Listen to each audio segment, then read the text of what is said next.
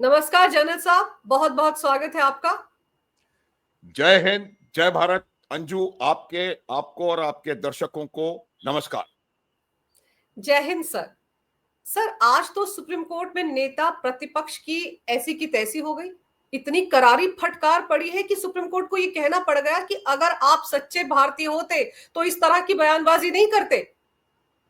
अब बिल्कुल बिल्कुल अंजू, आपने बिल्कुल सही कहा। आज सुप्रीम कोर्ट ने जिस प्रकार से नेता प्रतिपक्ष के ऊपर अपना बयान दिया है, निर्णय, मैं कहूंगा निर्णय दिया है, मैं चाहता हूं कि इसको हम वर्बेटम पढ़ें। आपके दर्शकों को पता होना चाहिए कि सुप्रीम कोर्ट ने क्या कहा।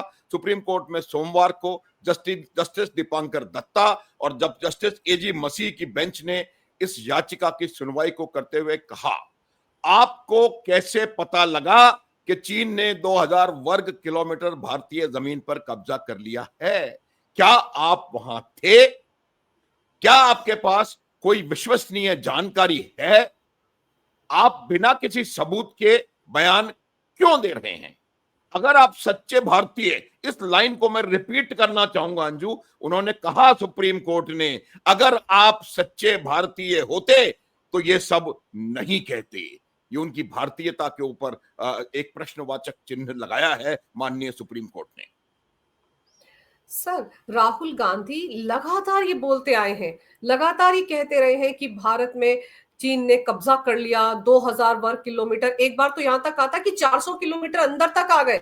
ये स्टेटमेंट भी राहुल गांधी ने दिया था। और आपको याद होगा वो लद्दाख गए थे तो वहां जाकर क्या रायता फैलाया था। तो उनके इस बयान पर जब मामला सुप्रीम कोर्ट पहुंचा तो ये टीका टिप्पणियां सुप्रीम कोर्ट को करनी पड़ गई। सर, नेता प्रतिपक्ष को लेकर ऐसी बातें अगर सुप्रीम कोर्ट बोले सर, तो उनको इस पद पर बने रहने का अधिकार है या नहीं? हाँ, बिल्कुल बिल्कुल अंजू, आपने मेरे मेरे मुंह से शब्द खींच लिए। मैं भी ये कह रहा हूं, भारतवर्ष दुनिया का सबसे बड़ा प्रजातांत्रिक देश है। We are the biggest democracy in the world. और मैं इस बात से पूरी तरह कन्विंस्ड हूं कि हमको एक बहुत बेहतर, परिपक्व, मैच्योर्ड लीडर की आवश्यकता है उस पद पर, जो कि भारत की राजनीति में सक्रियता ला सके, भारत के लोगों के प्रश्नों को सही प्रकार से उठा सके और सही तरीके से राजनीति को गति दे सके। मेरा यह मानना है कि जब तक आपको एक अच्छे भारतीय की तरीके से आप सोच विचार नहीं करेंगे और एक मैच्योरिटी के साथ अपने स्टेटमेंट्स नहीं देंगे, मुझे लगता है भारत को लगातार नुकसान झेलना पड़ता रह सकता है।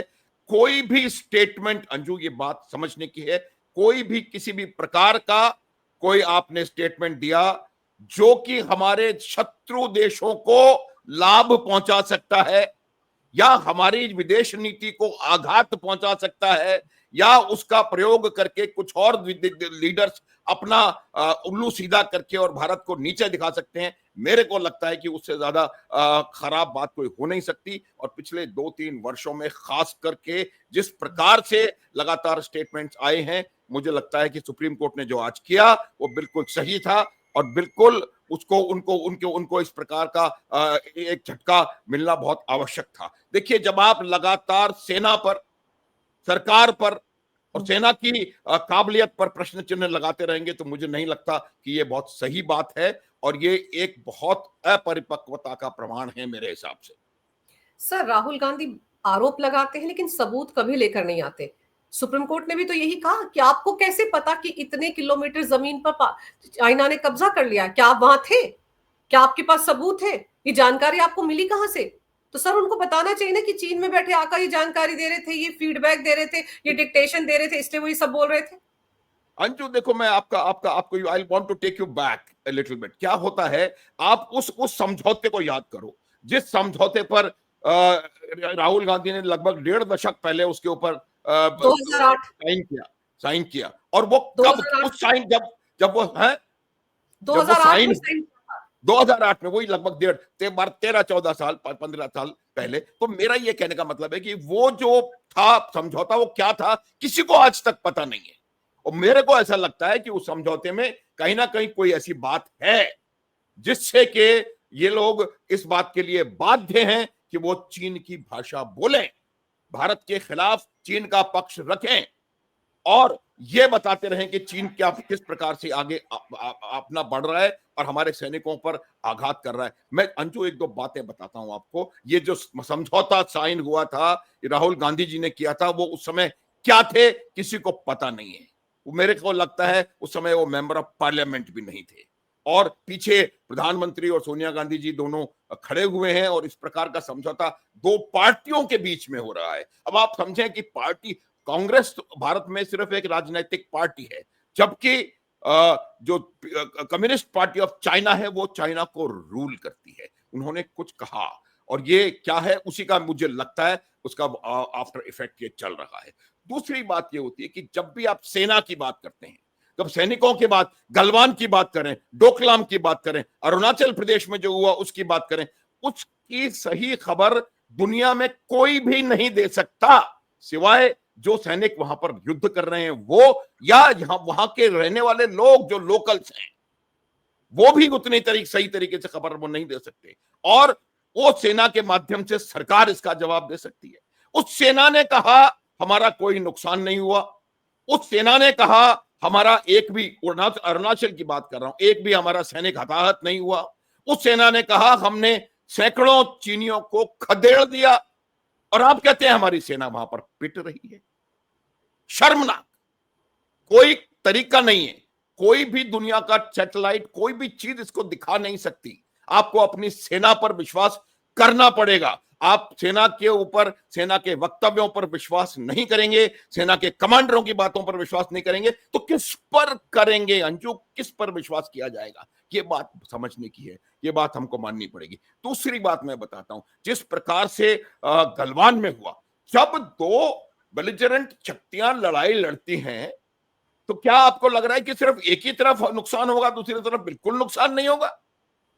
दोनों तरफ नुकसान होना, कोई भी लड़ाई हो, कभी से भी लड़ाई हो, महाभारत से लेकर आज तक आप देख लें, जब भी लड़ाई होती है तो दोनों सेनाओं को नुकसान होता है। बार बार ये कहना कि हमारा ये हो गया, हमारा वो हो गया, हमारा वो हो गया, बजाय इसके अगर वो ये कहते कि हमने 100 चीनियों को मार दिया, क्योंकि 50-60 तो चाइना भी एक्सेप्ट कर रहा है कि गलवान में हमारे 60 लोग मारे गए।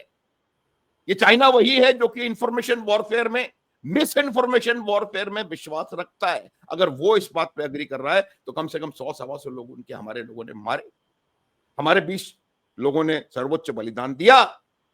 उनको बजाय उनको ये कहने के कि आपने सर्वोच्च बलिदान देकर के देश की सीमाओं की रक्षा करी, आप कह रहे हैं कि आपने देश की सीमाओं को छोड़ दिया। आप सेना के ऊपर आक्षेप लगा रहे हैं।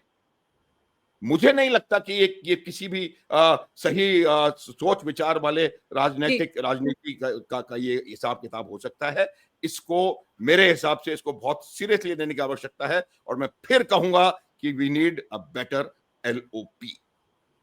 सर आप ये देखिए कि सुप्रीम कोर्ट ने आगे क्या कहा है। आज सुप्रीम कोर्ट ने कहा राहुल गांधी से कि उन्हें अगर ये सब बयान देने हैं तो संसद में जाकर सवाल क्यों नहीं पूछते हैं, सोशल मीडिया पर ये सवाल क्यों उठाते हैं।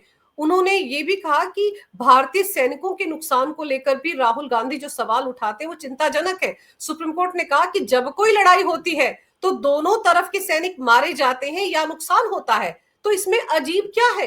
ये सुप्रीम कोर्ट राहुल गांधी को समझा रहा है सर, जो LOP है। भाई तुम जाकर सोशल मीडिया पर ये सवाल क्यों उठाते हो? अगर इतनी शिकायत है तो संसद में खड़े होकर सवाल उठाओ ना, वो एप्रोप्रिएट जगह है ये सवाल उठाने की। अब सोचिए LOP को समझाना पड़ रहा है सुप्रीम कोर्ट को। वही मैं कह रहा हूं, ये एक बहुत जबरदस्त इमेच्योरिटी है। ये आपको मैं एक बात बताऊं अंजू, कि इनका एकमात्र उद्देश्य ये है कि किसी ना किसी प्रकार से सरकार को नीचे दिखाना, किसी ना किसी प्रकार से अपने वोट बैंक को सुरक्षित करना, और किसी ना किसी प्रकार से इस प्रकार के हालात तैयार करना जिससे कि कहीं ना कहीं थोड़ा बहुत वो राजनीतिक लाभ ले सकें। लेकिन मैं आपको बताना चाहता हूं, ये लीडर ऑफ ऑपोजिशन का काम नहीं है। लीडर ऑफ ऑपोजिशन एक बहुत महत्वपूर्ण, बहुत बहुत बहुत महत्वपूर्ण पद होता है, और इसकी बहुत जबरदस्त गरिमा होती है, और इनका एक बहुत सकारात्मक योगदान होता है देश को चलाने में, सरकार को चलाने में। सरकार सिर्फ सरकार नहीं चला करती है। और तो ये मेरा मानना है कि इस प्रकार की बातें करके वो पद की गरिमा को खंड खंड कर रहे हैं, उसको तार तार कर रहे हैं, और उसके अलावा भारत को नुकसान हो रहा है। मैं अगर आप हम अब एक मुद्दे पर हैं, अन्यथा मैं आपको 10 उदाहरण और दे देता जो कि पिछले 10 दिनों में हुए हैं, जिससे कि भारत को, भारत की जो जो छवि है उसको, और भारत के लीडरशिप को नुकसान हुआ है पूरे अंतरराष्ट्रीय समुदाय के सामने। तो ये बात हमको समझने की है। कोई भी जी। मजबूत हो, कोई भी आपका आपका वायदा हो, कोई भी सिग्नेचर कहीं भी किया हो, जहां राष्ट्र की बात आती है, राष्ट्र सर्वोपरि होना चाहिए, और राष्ट्र के अहित वाला कोई भी ना तो स्टेटमेंट और ना काम। सर, आप पिछले 10 दिन के राहुल गांधी के बयान उठाएं, ऑपरेशन सिंदूर का उठाकर देख लीजिए ना। सदन में बहस खत्म हो गई, 16 घंटे की बहस लोकसभा में हुई, 9-10 घंटे की बहस राज्यसभा में हुई, सब कुछ खत्म हो गया। उसके बावजूद उनकी बयानबाजी नहीं रुक रही है, अभी भी ऑपरेशन सिंदूर पर सवाल उठाए जा रहे हैं। कांग्रेस की एक सांसद उसको तमाशा कहती है। आप ये सोचिए, राहुल गांधी देश की अर्थव्यवस्था को क्या कह रहे थे, डेड हो गई इकोनॉमी। चुनाव आयोग को लेकर क्या कहते हैं कि मर गया चुनाव आयोग, उसका अस्तित्व नहीं है। सर, ये किस तरह की बयानबाजी कितनी घातक है। इन सब मामलों में भी मुझे लगता है कोई ना कोई एफआईआर राहुल गांधी के खिलाफ होनी चाहिए, ताकि ये मामले भी सुप्रीम कोर्ट पहुंचे। बिल्कुल, बिल्कुल अंजू, आप बिल्कुल ठीक कह रही हैं। अब जब क्योंकि हमने पीछे से उखाड़ना शुरू कर दिया है, तो मैं आपको बताऊंगा कि जब से शुरुआत हुई है, जब एक बार अगर आप याद कर सकते हैं, तो एक बार गुजरात में इनका एक स्टेटमेंट था, और जहां पर उन्होंने एक कम्युनिटी विशेष के बारे में बहुत ज्यादा गलत बयान दिया था, और उन्होंने कहा था कि ये तमाम लोग ऐसे हैं वैसे हैं। तब भी सुप्रीम कोर्ट ने बहुत इसका बहुत वो लिया था, संज्ञान लिया था, और बहुत जबरदस्त इनको ऊपर फटकार लगी थी। लेकिन मेरा ये मानना है कि अगर उस समय एक बहुत जबरदस्त, इससे कहीं ज्यादा स्ट्रॉन्ग एक्शन अगर लिया जाता, तो शायद इतना ज्यादा नुकसान वो कर पाने में सक्षम नहीं होते। लेकिन मुझे लगता है कि कुछ मामलों में कहीं ना कहीं थोड़ी बहुत ढील होती है, कहीं ना कहीं थोड़ा उनको बेनिफिट दिया जाता है उनके उनके स्टेटस की वजह से। तो मेरा ये मानना है कि इनको इस प्रकार के स्टेटमेंट से बिल्कुल बचना चाहिए, और अगर वो नहीं करेंगे तो किसी ना किसी पावर को, चाहे वो सुप्रीम कोर्ट हो या एग्जीक्यूटिव हो, कोई भी हो, खिलाफ इनके ऐसा एक्शन होना चाहिए जिससे कि देश को नुकसान ना हो। देखिए, हम लोग जब बैठे, तमाम लोग, मेरी किसी से पर्सनल एनिमिटी ना मेरी है, ना आपकी है, ना किसी की है। हम राष्ट्र की बात कर रहे हैं। सारे जो जो एक्टिविटीज हुई हैं, चाहे वो इंडिया की इकोनॉमी को डेड बोलना, और कब बोलना, जबकि 2 दिन पहले आईएमएफ की रिपोर्ट आई है, वर्ल्ड बैंक की रिपोर्ट आई है, और उन्होंने कहा है कि भारत की इकोनॉमी 6.8% से बढ़ेगी, और दूसरे नंबर पे चीन जो कि 1.5-2% हमारे से पीछे है। तो ये ऐसी परिस्थिति में अगर कोई कह सकता है कि भारत की इकोनॉमी डेड है, तो उसका मेरे ख्याल से दिमाग में कुछ डेड है। तो ये मानने की बात है। दूसरी चीज मैं आपको बताता हूं, जहां तक प्रश्न ऑपरेशन सिंदूर का है, ऑपरेशन सिंदूर इतना बेहतर ऑपरेशन था कि आने वाला समय देखेगा कि ये हर मिलिट्री कॉलेज में, हर geo strategic geo political institution में एक केस स्टडी के रूप में पढ़ाया जाएगा। इतना शानदार ऑपरेशन। और इस पर सवाल उठाना, इस पर सवाल क्या उठाना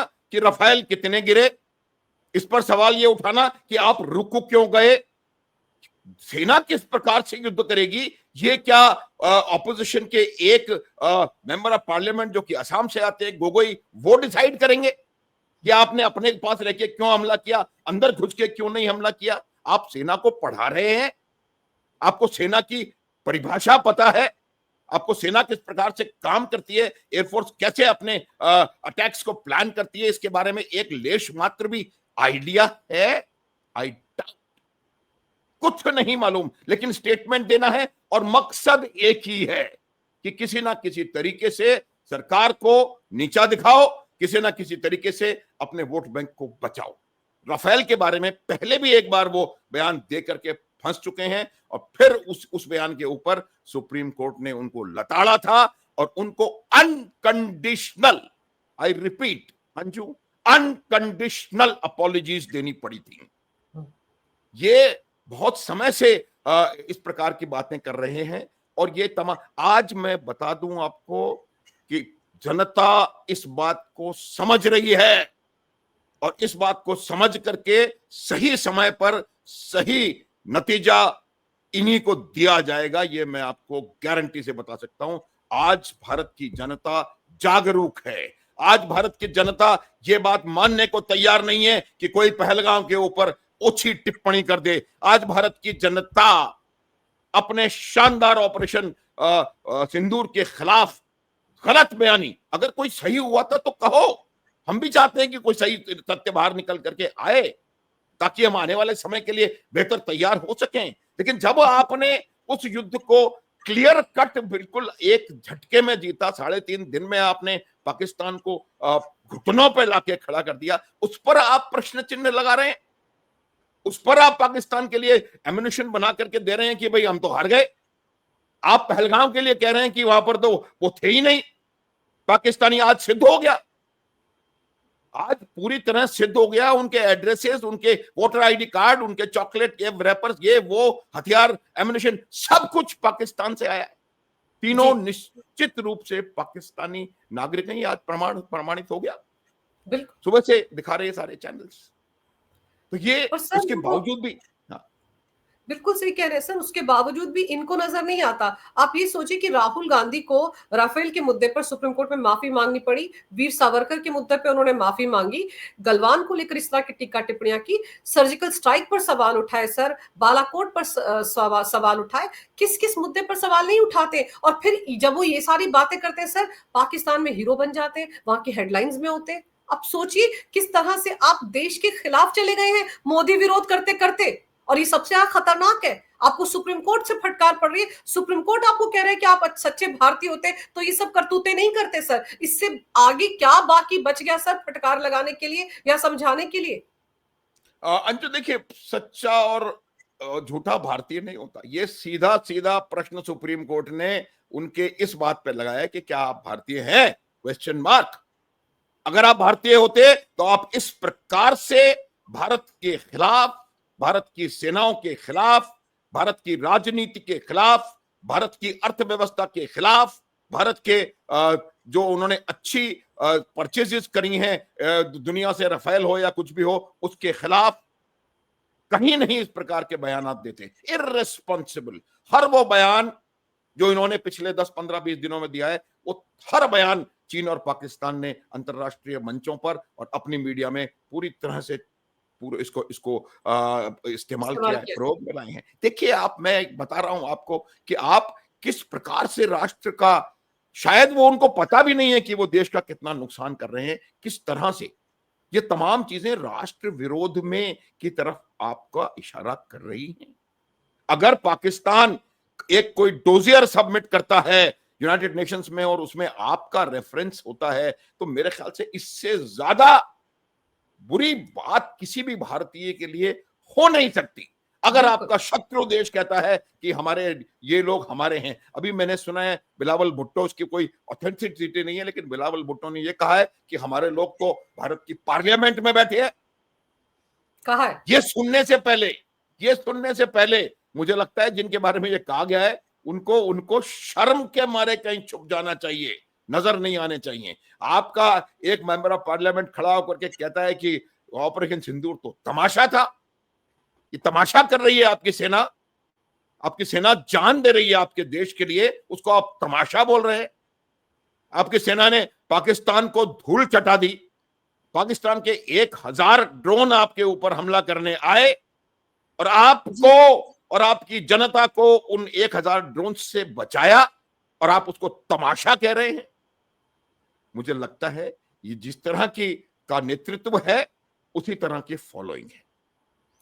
बिल्कुल सही कह रहे हैं आप सर। राहुल गांधी को सुप्रीम कोर्ट की इस फटकार से सबक मिला हो ये भी नहीं कहा जा सकता, क्योंकि पहली बार नहीं है, इससे पहले भी उनको काफी लताड़ पड़ चुकी है। हो सकता है सुप्रीम कोर्ट को लग रहा होगा कि जब इनकी सदस्यता चली गई थी जिस मामले में मोदी सरनेम को लेकर इन्होंने अनाप शनाप बोला था, उस मामले में जब निचली अदालत ने इनकी सदस्यता एक तरह से रद्द कर दी थी, 2 साल से ज्यादा की सजा सुना दी थी, वो मामला सुप्रीम कोर्ट में पहुंचा था और सुप्रीम कोर्ट ने इनकी सदस्यता बचाई थी, राहत मिली थी इनको। तो हो सकता है सुप्रीम कोर्ट को लग रहा होगा कि अगर उस दिन भी इनके साथ कड़ाई से पेश आते तो शायद इस तरह की बयानबाजी, हैबिचुअल ऑफेंडर होता है ना सर एक, उस तरह की हरकतें राहुल गांधी नहीं करते, तभी शायद इनकी जुबान पर थोड़ी लगाम लग जाती। लेकिन अब देखते हैं सर इस मामले के चलते राहुल गांधी संभलते हैं या नहीं, क्योंकि अभी तो उनके पास एटम बम है, जिस एटम बम को फोड़ेंगे तो चुनाव आयोग ही नहीं रहेगा, चुनाव आयोग भी मर चुका है, ऐसी बातें वो कर रहे हैं। तो अब देखते हैं सर, बिना सबूतों के वो ऊटपटांग बातें कैसे करते हैं और कितने दिन तक कर सकते हैं। सर, आपने समय निकालकर इस विषय पर